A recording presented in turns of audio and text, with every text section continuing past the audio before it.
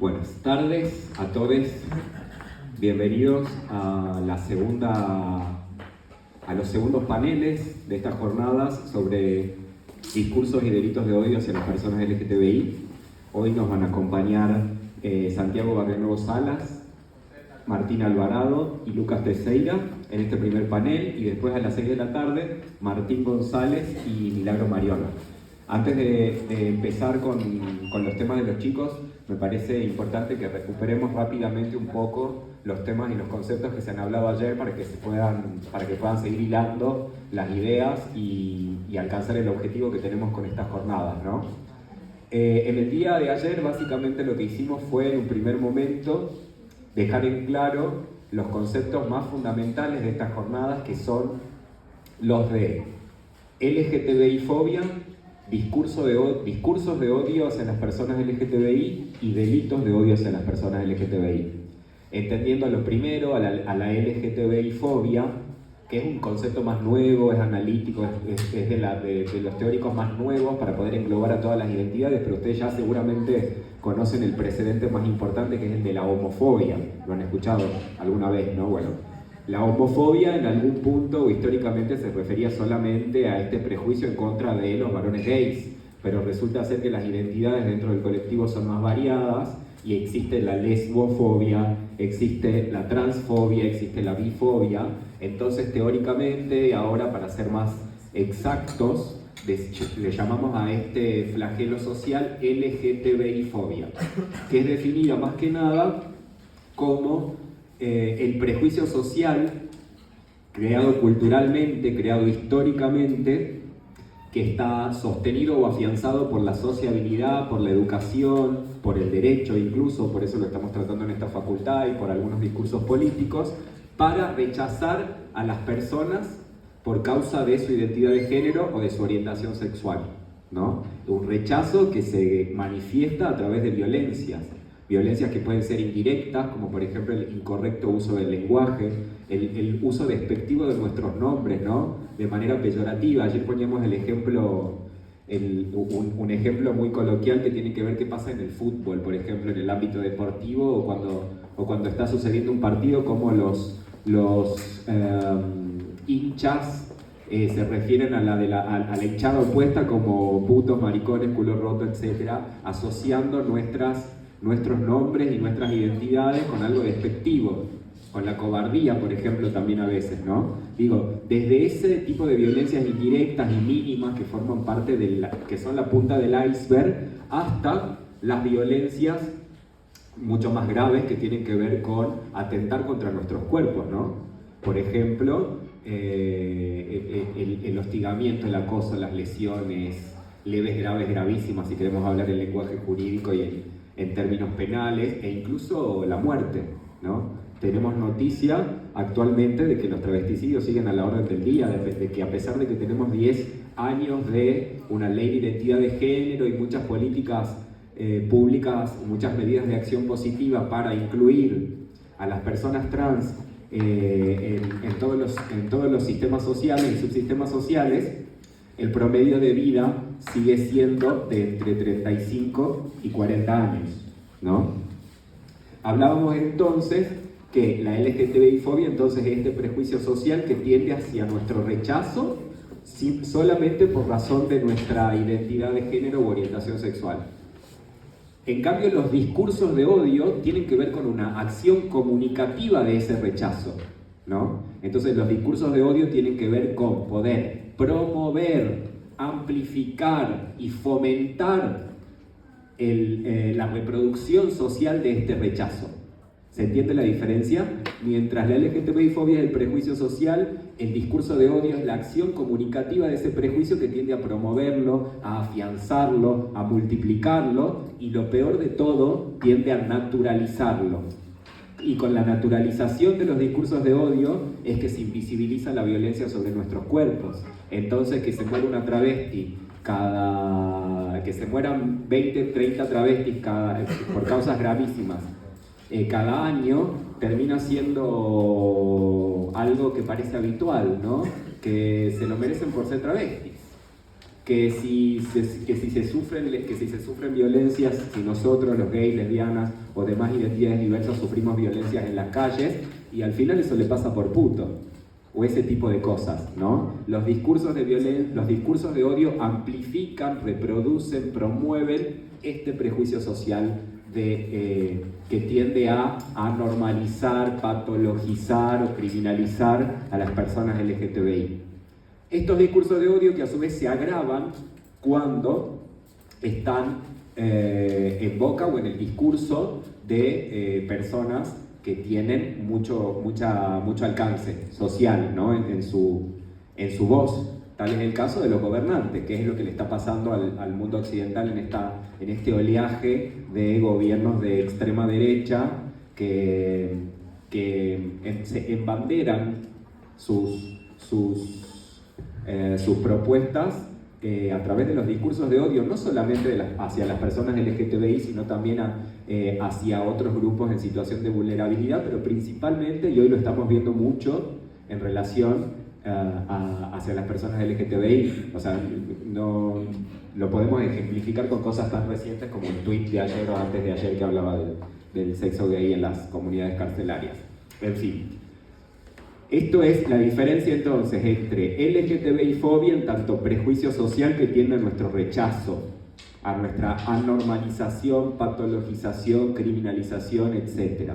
El discurso de odio es la acción comunicativa que promueve ese rechazo, y los delitos de odio son el eslabón último de las violencias sobre nuestros cuerpos, ¿no? Son esas violencias más visibles que nacen en el rechazo social y que se instalan socialmente gracias a los discursos de odio, ¿no? Esto que tiene que ver ya con conductas tipificadas por el Código Penal, pero que están causadas, ocasionadas por el odio a la identidad de género o a la orientación sexual. ¿Estamos de acuerdo? Por ejemplo, el caso de Diana Zacayán, que lo tratamos nosotros en este curso, que ha sido categorizado por la jurisprudencia como travesticidio, ¿no? Travesticidio en el sentido de ser un homicidio agravado por el odio a la identidad de género de la víctima. La han matado por travesti, o principalmente por ese motivo, y encima con alevosía, con premeditación y con mucha violencia, con más de una decena de puñaladas. ¿Me explico? De eso se trata la naturalización de la violencia que provocan los discursos de odio, la radicalización de la violencia. Y justamente el objetivo de estas jornadas tiene que ver con poder compartir con ustedes esta información que es un poco más teórica, social, teórico-jurídica, para provocar, como mencionábamos ayer, dos sentimientos o emociones políticas, como lo llama Martha Nussbaum, que son la empatía y el empoderamiento. La empatía en el sentido no solamente sentimental de ponerse en los zapatos del otro, como habitualmente definimos a esta cuestión, sino la empatía como un proceso cognitivo, ¿no? La empatía como que tiene que ver con poner a disposición de ustedes información clara, rigurosamente producida, científicamente, jurídicamente producida, para que ustedes puedan entender cuáles son nuestros padecimientos, cuáles son nuestros intereses, cuáles son nuestras pretensiones ciudadanas. ¿Se entiende? Libre de prejuicios, independientemente de lo que ustedes piensen y sientan. Y justamente este sentimiento de la empatía es lo que nosotros pretendemos alcanzar, sobre todo con las personas heterosexuales. Digo, ayer comentaba que en un programa de radio que estuvimos durante esta semana, han osado preguntarme si lo que nosotros buscábamos con esta cuestión era que todas las personas dejen de ser heterosexuales, o una cosa así, ¿no? ¿Qué buscan ustedes con esto? Y un discurso que está muy asociado con esto de la ideología de género, en el sentido de peyorativo o contrario a la perspectiva de género, ¿no? En este sentido del adoctrinamiento, o esas grandes frases que dan vuelta por el mundo occidental que dicen: con mis hijos no te metan, que si les enseñas en la ESI que ser traba está bien, entonces se va a volver traba. Bueno, Bueno, en realidad no. Justamente lo único que nosotros pretendemos con esto, con estas formaciones específicas, en este caso jurídicas y políticas, es generar esa empatía en tanto proceso cognitivo, que ustedes, independientemente de lo que les guste en la cama, puedan entender cuáles son nuestros padecimientos, nuestros intereses y nuestras pretensiones ciudadanas. No queremos que todas las personas se vuelvan LGBT, simplemente queremos que las personas heterosexuales dejen de matarnos, que es completamente diferente. ¿Se entiende? La diferencia, tenemos como punto de partida que existe un régimen político, cultural, históricamente arraigado, al que le llamamos el régimen de la heterosexualidad obligatoria, en términos de Butler, que dice que cuando no sos cis heterosexual, entonces sos anormal y te mereces la exclusión y la marginalidad. Bueno, partimos de ese posicionamiento teórico, que no es más que teoría, para poder decir, ok, vieron que sí es verdad que nos matan por esta razón, que nos anormalizan, nos patologizan, nos criminalizan, nos excluyen y nos dejan en pie de desigualdad respecto del resto de la ciudadanía para acceder a los bienes y derechos fundamentales, para poder gozar de los mismos derechos humanos que el resto de los ciudadanos, ¿no? De eso se trata. Y justamente la empatía, en términos jurídicos, está vinculada con poder comprender materialmente de qué se trata ese principio de igualdad que están consignados en las constituciones modernas, ¿no? Todas las constituciones de Occidente, de las democracias constitucionales, de los estados de derecho, tienen contenido ese principio de igualdad. Nosotros, por ejemplo, en el artículo 16 de la nuestra, no una igualdad formal, como criticamos algunos juristas y sobre todo los críticos. Formal porque la ley dice todos los ciudadanos son iguales ante la ley, pero si nos vamos a la vida real, eso no está pasando así. Porque si todos fuéramos iguales ante la ley, las travestis no serían excluidas del núcleo familiar, del sistema educativo, del sistema laboral, del sistema de salud. Porque si fuéramos todos iguales ante la ley, las personas LGB no estaríamos sufriendo discriminación, bullying, acoso LGTBI-fóbico en todos los subsistemas a donde estamos transitando. No nos estarían golpeando ni matando. Estaríamos en pie de igualdad para acceder a todos los derechos. No tendríamos miedo de ocultar nuestra identidad de género o nuestra orientación sexual para acceder a un puesto de trabajo. Entonces la igualdad es bastante formal, es solo en la ley y parece enunciativa. Pero resulta ser que la igualdad material, que es la contracara, que es lo que proponemos los teóricos críticos del derecho, lo que proponemos analizar la dimensión política del derecho, es otra cosa. Y justamente lo que queremos nosotros acá, intentando empatizar con ustedes y sobre todo con las personas que son heterosexuales, cis heterosexuales, es justamente que puedan entender qué significa ser iguales y por qué no tenemos que tener o no tiene que pesar sobre nosotros un trato desigual, porque además de iguales materialmente, somos interdependientes. Nosotros también somos un eslabón importante de la sociedad. ¿Se entiende lo que quiero decir? Nosotros y nosotras. Eso por un lado. Y por otro lado, el otro sentimiento o emoción política que buscamos con estas jornadas y con la clarificación de todos estos conceptos está vinculado con el empoderamiento. ¿Qué quiere decir empoderar? Y acá cuando hablamos de empoderamiento ya nos dirigimos claramente hacia las personas LGBT. Empoderar con información, fortalecer con información, porque no todos y todas las personas LGBT conocemos nuestros derechos. Pues los que estamos en una facultad de Derecho, probablemente tenemos las ideas un poco más claras, lo que estamos cursando esta asignatura que se llama Protección Jurídica de las Personas LGTBI lo estamos aprendiendo, pero a pesar de tener más de una década de leyes y de políticas públicas que amplían nuestra ciudadanía, no todas las personas y la mayoría de las personas no conocen sus derechos. Entonces también por eso estas jornadas son abiertas a todo público y no solamente para los estudiantes de esta facultad. Y entonces imagínense el fortalecimiento en el sentido ciudadano de una persona LGBT que sabe cuáles son sus derechos, que sabe cuándo están siendo violentados sus derechos y sus cuerpos, que sabe a dónde tiene que recurrir para poder denunciar esas violencias, que sabe ante quién recurrir, que sabe a dónde buscar ayuda. ¿Se entiende lo que quiero decir? Empatía y empoderamiento. Nos parece, y por eso planteamos estas jornadas, que la educación jurídica, no solamente en el sentido institucional, al interior de una facultad de Derecho, sino que la educación jurídica de toda la ciudadanía es una herramienta insoslayable para poder superar y para poder transformar estos discursos de odio, ¿no? Imagínate que tanto hablan de la libertad que avanza, pero no hablan de la igualdad que retrocede. Tanto hablan de la democracia y de llegar al poder gracias a las urnas, pero invisibilizan o pasan por alto los pilares fundamentales de estas democracias constitucionales, como ser el principio de la igualdad, como pasar por el costado tantos años de investigación y de producciones doctrinarias acerca de los límites de la libertad de expresión. Cuándo terminan esos derechos y cuándo empiezan los nuestros que han sido conquistados. La verdad que después lo va a contar un poco Lucas, en una lucha que ha empezado hace muchos años atrás, hace 60 años atrás, ¿no? Entonces, estos tres conceptitos fundamentales era lo que me parecía importante retomar del panel de ayer. Poder distinguir entre LGTBI-fobia, entre discurso de odio y entre delito de odio.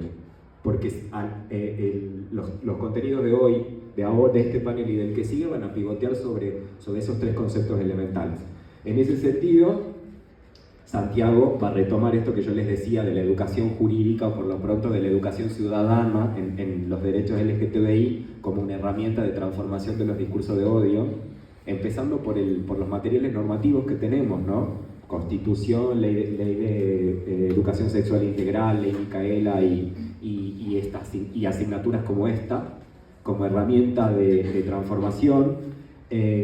Lucas nos va a contar un poco desde el punto de vista histórico cómo es que estos discursos de odio de lo que hablamos hoy porque están recrudeciendo, no son algo nuevo para nosotros, no para nada. Hablamos de que la LGTBI-fobia es un prejuicio social históricamente arraigado.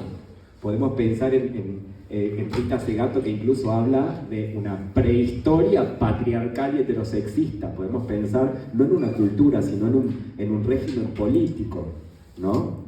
Esto no es nuevo. Hoy le llamamos discurso de odio. Hoy desde la teoría social, desde la teoría política, desde la teoría jurídica le podemos poner nombres, categorizar y contar lo que vamos a contar hoy, pero no es nada nuevo para nosotros. Que tengamos un plexo de 20 años de derechos y que el mundo occidental haya cambiado un poco y de a poco en relación a nuestras condiciones de existencia es una cosa, pero de que esto sea nuevo es otra. Cuando a preguntarle a una travesti cómo, a pesar de tener 11, 12 años de una ley de identidad de género, hoy la siguen matando entre los 35 y los 40 años por las mismas causas violentas que antes de esa ley, que en los 80, que en los 70, que en la dictadura y que antes. No es nada nuevo para nosotros, pero sí es un deber como educadores traerlos como un tema principal para nosotros este año, que les cuento además que uno de los motivos por el que hemos decidido que esta sea la temática de las jornadas tiene que ver con el reciente triple lesbicidio de Barracas, ¿no? 3 lesbianas asesinadas de la peor manera por odio a su orientación sexual hace 3 meses, y un poder judicial y un sistema judicial que todavía está discutiendo si en la carátula va a ser figura el agravante del artículo 80, inciso 4 del Código Penal, que condena a prisión perpetua a las personas que perpetren un homicidio por odio a la orientación sexual o la identidad de género. Todavía se está discutiendo. ¿Por qué? Porque falta educación jurídica al interior del sistema jurídico para todos y todas los operadores jurídicos, pero también para la ciudadanía. Entonces estas son las dos patitas donde estamos parados, y por eso esta variedad de gente a la que agradecemos mucho la presencia, ¿no? Esto es lo que le decía, Lucas va a contar un poco de historia, cómo esto no es nuevo para nosotros y cómo el activismo argentino desde finales de los 60 hasta la actualidad sigue pidiendo lo mismo, que no nos maten más. Que no nos maten más, ahí empezamos. Después, con suerte, que nos dejan vivos, entonces, a ver si entramos al subsistema de salud, al subsistema de trabajo, al subsistema educativo, etc. ¿Bien? Y en el panel que sigue, Martín González con Milagro Mariona nos van a hablar de otro elemento insoslayable que tenemos que empezar a tratar y abordar con seriedad y a llamar las cosas por su nombre, y que tiene que ver con la connivencia, la complicidad entre las personas que amplifican los discursos de odio y los medios de comunicación. Y cómo eso tendría que tener sus límites jurídicos para evitar justamente esta reproducción maliciosa del prejuicio en contra de nosotros y que nos lleva a la muerte, ¿no? Así que los dejo ahora con Santiago para empezar el panel, y un poquito antes de las 6 menos 20 más o menos, vamos a hacer un break acá, porque los estudiantes de la comisión, que son los copados, los mejores de esta facultad, por cierto, han autogestionado un coffee break y han traído cosas para compartir con todos los presentes, así que 15 minutitos vamos a estar ahí afuera antes de que empiece el otro panel.